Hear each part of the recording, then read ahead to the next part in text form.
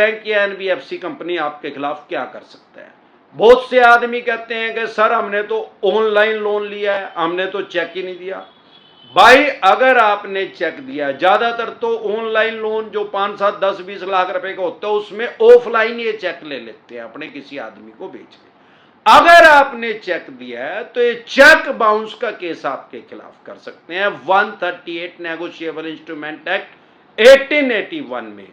1881 में धारा बनी थी, एक्ट बना था, उसके अकॉर्डिंग ये आपके ऊपर केस रजिस्टर कर सकते हैं। 1881 में ब्रिटिश काल में ये कानून बना था जो कि आज तक चला आ रहा है, क्योंकि हमारे देश का सबसे पहला बैंक का नाम है बैंक ऑफ मद्रास, जो कि 1843 में ईस्ट इंडिया कंपनी ने, अंग्रेजों ने जिसकी स्थापना की थी, बाद में उसका नाम चेंज कर दिया गया और आज की डेट में उसका नाम क्या है, bank of India, state bank of India, SBI.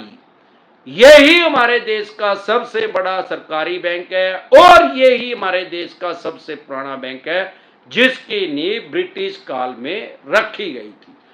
तब इसका मतलब 1881 में भी चेक का जन्म हो चुका था और चेक बाउंस होने शुरू हो गए थे। इसीलिए तो, क्योंकि कहते हैं अवस्था आविष्कार की जननी है, इसीलिए इस एक्ट का जन्म हुआ। उसके अकॉर्डिंग तब 107 सालों तक ये सिविल का केस इसमें होता था 138 में चेक बाउंस में।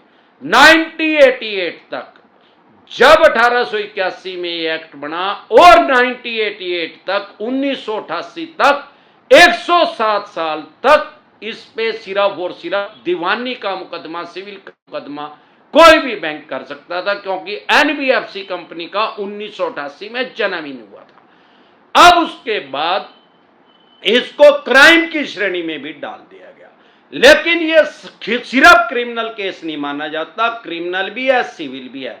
इसको 50% क्रिमिनल मान सकते हैं, 50% सिविल मान सकते हैं, क्योंकि इसमें 2 साल तक की जेल का प्रावधान है, मैक्सिमम 2 साल, 6 महीने हो जो, साल हो जो, 1.5 साल हो जो, 2 साल हो जो, या जज साहब 3 महीने कर दो, वो उनकी मर्जी है। जिस भी केस में अगर सजा का प्रावधान है तो वो क्रिमिनल की श्रेणी में आ जाता है, लेकिन इसमें जज साहब की मर्जी है कि वो आपको जेल की सजा दे ही ना, आपके ऊपर प्लेंटी लगा दे, जुर्माना लगा दे, डबल तक आपके ऊपर जुर्माना लग सकता है। मैक्सिमम उसको कानून की भाषा में, बैंकिंग की भाषा में 100% तक बोलते हैं, मतलब डबल तक आपके ऊपर जुर्माना लग सकता है। जरूरी नहीं है कि डबल ही लगेगा, आपका 10 लाख रुपए का चेक हो सकता है जज साहब कह दे भाई 12 लाख रुपए दो, या 14 दो, या 16 दो, मैक्सिमम 20 लाख रुपए तक। डबल से ज्यादा आपके ऊपर प्लेंटी नहीं लग सकती, 2 साल से ज्यादा आपको जेल में हो सकती, मैक्सिमम 2 साल है,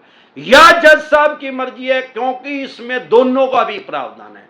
आपको 2 साल की सजा भी हो सकती है और 100% तक जुर्माना भी लग सकता है। अब लोग कहते हैं कि सर मैंने तो चेक दिया ही नहीं। अरे चेक नहीं दिया तो ईसीएस से जारी होगी यार, पहले दिन पैसे लेकर देने बंद थोड़ी कर दिए थे इनके, तो ईसीएस से पेमेंट जारी थी ना, 2, 4, 6 महीने, साल, 2 साल तो भरी होगी।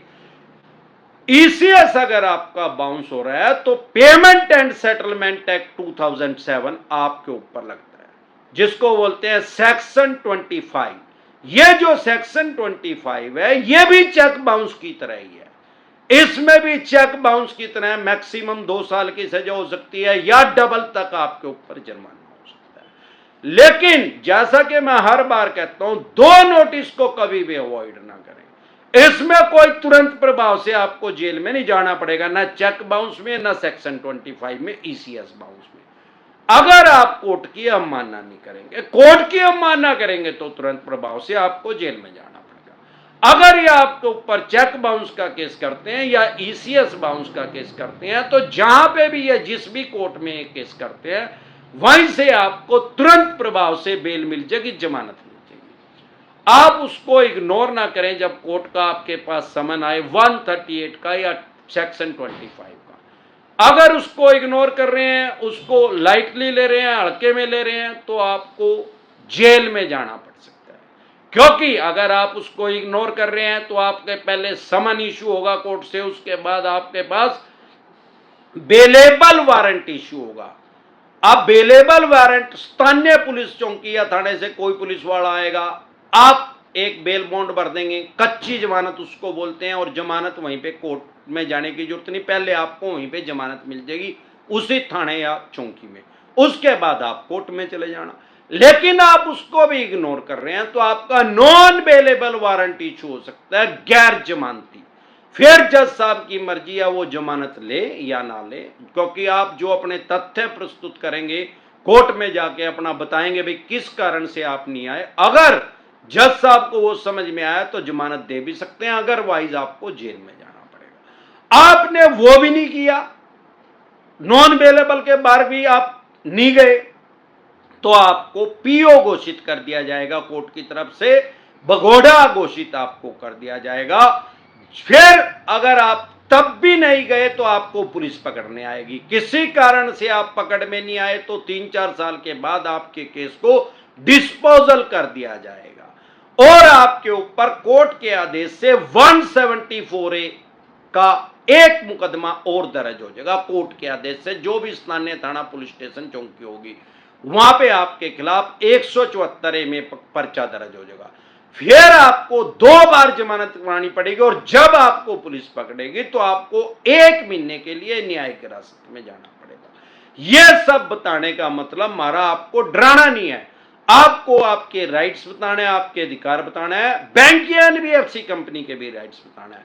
अगर आप जमानत ले लेंगे फिर 40-45 साल तक माननीय सुप्रीम कोर्ट तक केस चलता रहेगा, आपका हरिद्वार जाने का टाइम आ जाएगा और इनका भी हरिद्वार जाने का टाइम आ जाएगा। डरे घबराए नहीं, इस नोटिस को हल्के में ना ले। बेस्ट मैक्सिमम इनके पास चेक बाउंस का इख्तियार है अनसिक्योर लोन में, उसके अलावा ये पुंजड़ नहीं पाड़ सकते।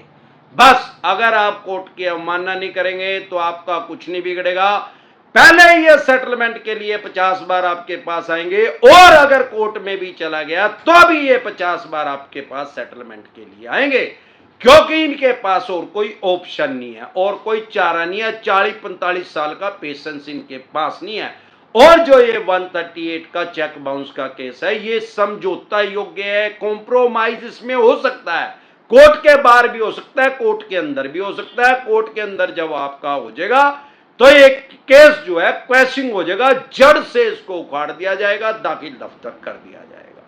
तो डरे घबराए नहीं, हर बार बताता हूं 2 तरह के नोटिस को कभी भी अवॉइड ना करें। एक आपके पास अगर कोर्ट का समन आ रहा है चेक बाउंस का या 25 का ईसीएस बाउंस का या सरफेसी एक्ट 2002 के तहत अगर आपके पास नोटिस आ रहा है चेक बाउंस या ईसीएस बाउंस को अगर आप इग्नोर करते हैं तो आप जेल में जा सकते हैं। अगर सरफेसी एक्ट के नोटिस को इग्नोर करते हैं 13(2) का, 13(4) का, सिंबॉलिक पोजीशन का, फिजिकल पोजीशन का, डीएम साहब का, तो आप अपनी प्रॉपर्टी से हाथ धो बैठेंगे, उसकी एक्शन कर देंगे, बोली कर देंगे, सेल कर देंगे। फिर चाहे वो मकान है, दुकान है, फैक्ट्री है, कारखाना है, कोठी है, बंगला है, शोरूम है या जो भी है, आपने किसी भी तरह का सिक्योर लोन लिया है, लैप लिया है, लोन अगेंस्ट प्रॉपर्टी लिया, होम लोन लिया है, सीसी लिमिट पे मॉर्गेज करवा के सीसी लिमिट बनवाई है या ओडी लिमिट मॉर्गेज करवा के लिया है, तो उसकी एक्शन कर देंगे। अगर ऐसा कोई नोटिस आ रहा है सरफेसी एक्ट 2002 के अकॉर्डिंग तो तुरंत प्रभाव से लीगल एडवाइस लें।